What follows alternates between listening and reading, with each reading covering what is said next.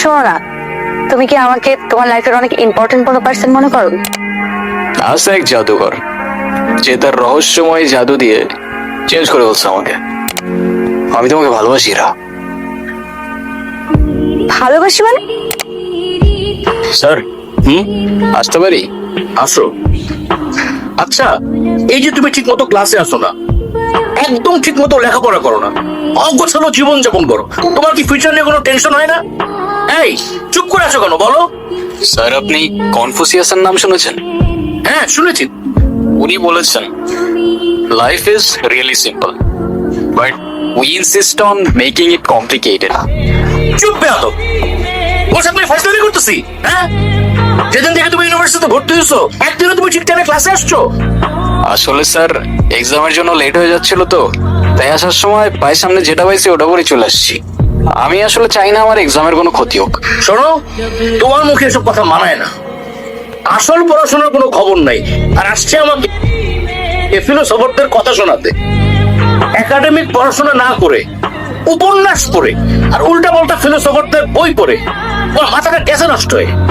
ওই চেয়ারে বসে চুপচাপ পরীক্ষা দাও। যদি কোনো রকম নকল করার চেষ্টা করো বা উল্টা পাল্টা কোনো কিছু করার চেষ্টা করো, I will punish you. Yes sir.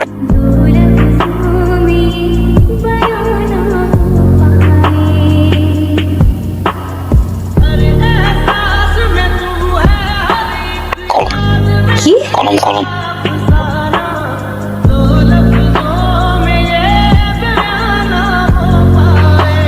ওই দেখা আর ইমো আমাকে অনেক ডিস্টার্ব করতেছে। চুপ বেয়াদব, এক্ষুনি আমার ক্লাসরুম থেকে বেরো যাও, বেরো যাও।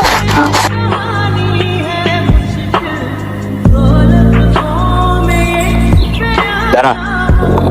কি সে বল? এর সমস্যা কি? ডাকি শুনুস না? ভাবছে আজকে এক্সামের মধ্যে দেখাইতে বললাম। কি করলি তুই? আমরা এক ক্লাসে পড়ি, ডাক দিস একটু দেখাবি না? কি করলি? উল্টা স্যারে বলে দিলি। কেন এটা কেন করলি? হ্যাঁ, এই, ও তোমাকে কেন দেখাবে? ও তোমাকে কেন দেখাবে? তোমার নিজের কি ব্রেন নাই? তোমার কি জ্ঞান বুদ্ধি কিচ্ছু নাই? তুমি বাসা থেকে পড়াশোনা করে আসতে পারো না? এই তুমি চুপ থাকো, আমি তোমার সাথে কথা বলতেছি। এরা কেন? ও কেন চুপ থাকবে? আর ও তো ঠিকই বলছে, তুই বাসা থেকে লেখাপড়া করে আসতে পারছ না? তুই কিন্তু মুখে মুখে কথা বলতেছিস। হ্যাঁ বলতেছি তো, কি হয়েছে? কি করবি তুই? কি করবো না?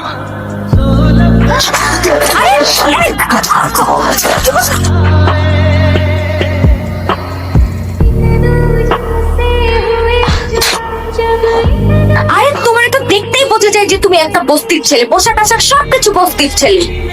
বেয়াদব কোথাকার।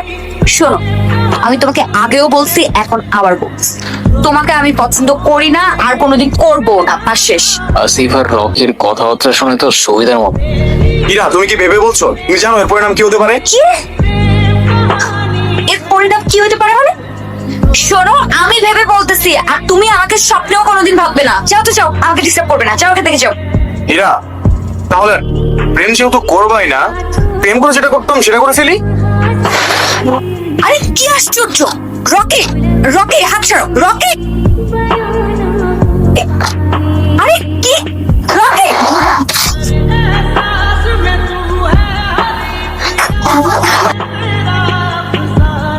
ওই, তোর সাহস কত বড়? কিসে? হ্যাঁ, কিসে? আমি নিজে যতই খারাপ হই না, আমার তো মা নাই, তোর তো আছে। হ্যাঁ? একটা মেয়ের সম্মান কই থাকে তুই জানোস না? এরপর থেকে যদি এরম করার কথা কখনো ভাবছো, এই স্যাররে বইলা তোরে কেমনে ক্যাম্পাস থেকে বের করতে আমার খুব ভালো করে জানাস। কি আবার এমনি ফেল ফেল করে তাকায় আসুস কেন? যা যা না। হিমু, ধন্যবাদ তোমাকে। ধন্যবাদ দেওয়া লাগবে না, তোমার জন্য আসিনি আমি। আমার তো ছোটবেলায় মা মারা গেছে, কিন্তু আমি ছোটবেলা থেকেই দেখছি আমার বাবার আমার মায়ের জন্য কতটা সম্মান আছে। আমি নিজেও যতই খারাপ হই না কেন, আমার বাবা আমারে শিখাইছে মেয়েদের কেমনে সম্মান করতে হয়। না হলে সেদিন তুমি চর মারার পরও চুপ থাকতাম না।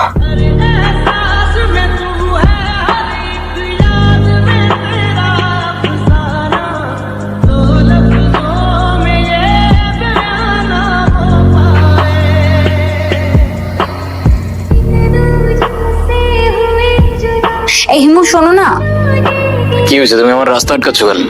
তোমার সাথে আমার কোনো কথা নাই। আচ্ছা তুমি এরকম রেগে যাচ্ছ কেন? সেদিনের ব্যবহারের জন্য আমি এক্সট্রিমলি সরি। সরি? তুমি আমার কাছে মাপ চাচ্ছ কেন? তুমি কোনো দোষ করছো? এই শরৎ, তোমার সাথে কোনো কথা বলার ইচ্ছা নাই আমার। আরে শোনো না, প্লিজ আমাকে এবারের মতো ক্ষমা করে দাও। আমি না না বুঝে ভুল করে ফেলেছি। সরি বললাম তো, সরি। আচ্ছা ঠিক আছে, মাফ করলাম। আচ্ছা ঠিক আছে, তাহলে আমরা এখন ফ্রেন্ডস। আচ্ছা ফ্রেন্ডস। ওকে, আমরা যখন ফ্রেন্ডস হয়ে গেলাম তাহলে আমার একটা শর্ত আছে। শর্ত? কি শর্ত? শর্তটা হচ্ছে তুমি আজকে আমাকে সারাদিন বিয়ে করবে, ঠিক আছে?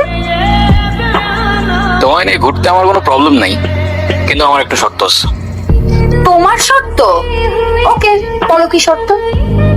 আমরা ঘুরবো ঠিক আছে, কিন্তু সেটা পায়ে হেঁটে, কারণ পায়ে হেঁটে ঘোরার মতো মজা আর অন্য কিছুতে নেই।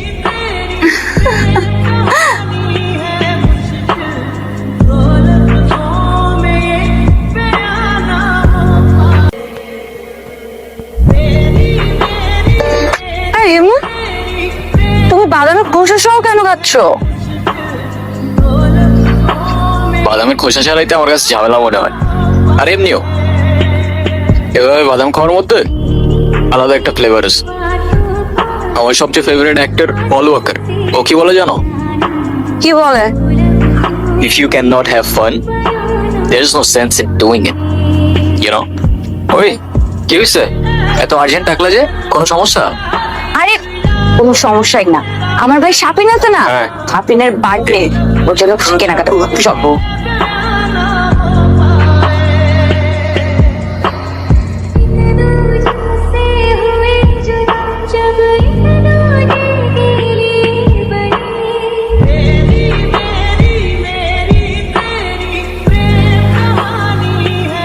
এই হিমু, হুম।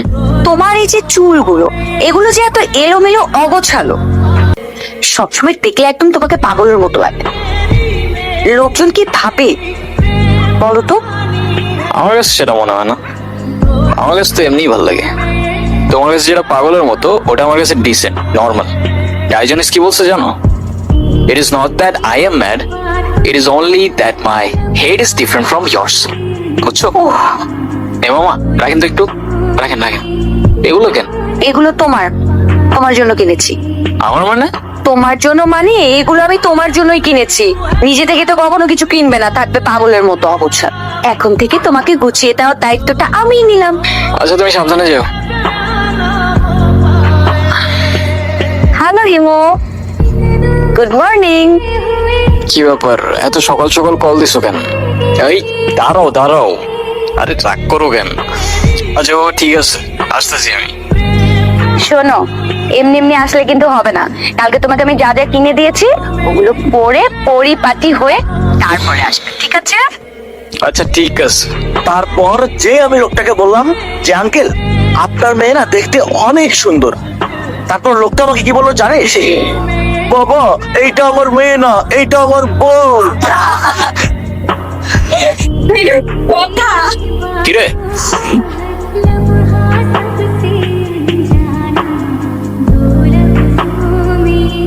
কি নিয়ে হাসাহাসি করতেছিস তোরা?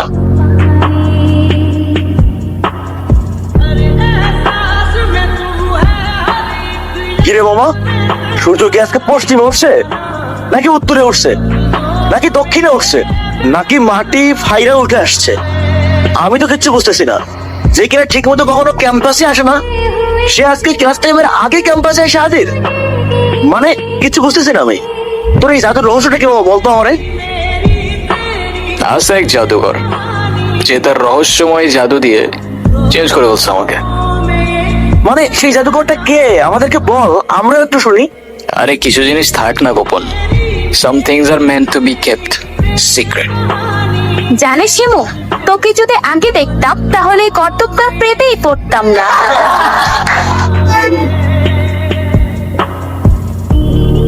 আচ্ছা হিমু, তুমি কি কাউকে ভালোবাসো? না ভাই, এসব ভালোবাসাটা আমার দিয়ে হবে না। তো শোনো না, তুমি কি আমাকে তোমার লাইফের অনেক ইম্পর্টেন্ট কোনো পার্সন মনে করো? আচ্ছা শোনো, আমরা যখন আমাদের সময় কাউকে দিই, আমরা আমাদের লাইফ থেকে একটা অংশ তাদেরকে দিয়ে দিই, যেটা আমরা কখনোই ফেরত পাবো না। তো যেহেতু আমি তোমার সাথে অনেক সময় কাটাই, তো তার মানে এইটাই তুমি আমার লাইফের ইম্পর্টেন্ট একজন, আমার অনেক ভালো বন্ধু প্লাস আমার বেস্ট ফ্রেন্ড। ও, তোমার জন্য একটা জিনিস আছে।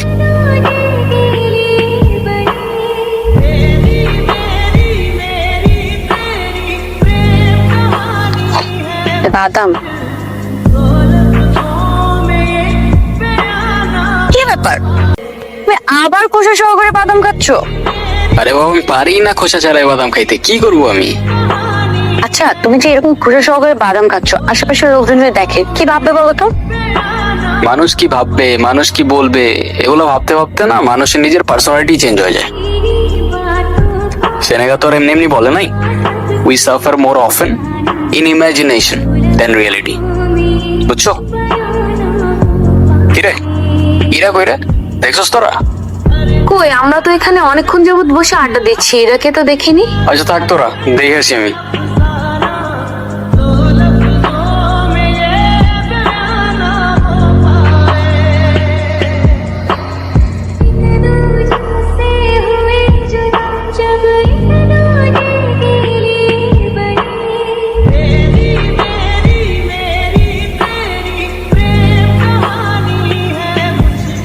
হ্যালো ইমো, আমি এতদিন তোমাকে কতগুলো কল দিছি, কল ধরো নাই কেন?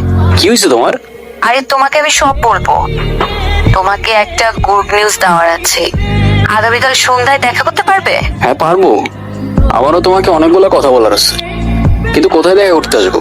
কোথায় দেখা করতে হবে টেক্সট করে জানিয়ে দেব। আজ রাখি তাহলে, আগামীকাল দেখা হচ্ছে।